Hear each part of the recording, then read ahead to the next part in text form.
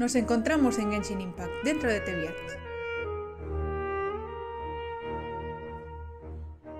En este mundo lleno de dioses y poderes elementales, nuestros protagonistas explorarán cada rincón y lugar en busca de ayuda para encontrar a su gemelo perdido.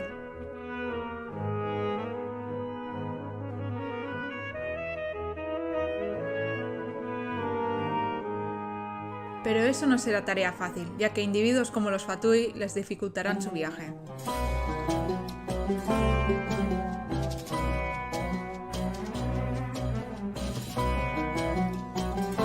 Este verano hemos llegado a Sumero, región de la sabiduría, de zonas áridas y de otras llenas de vida.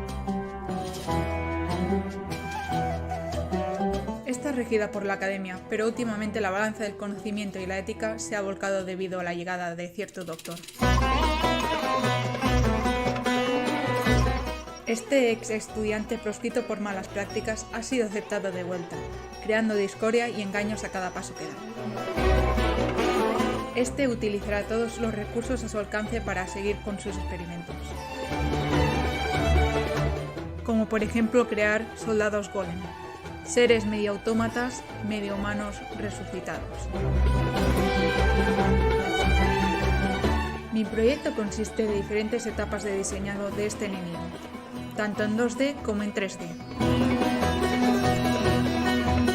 siendo finalmente adaptado en físico a modo de cosplay para uso en un stand publicitario. El material principal empleado ha sido Eva Foam y mucha paciencia.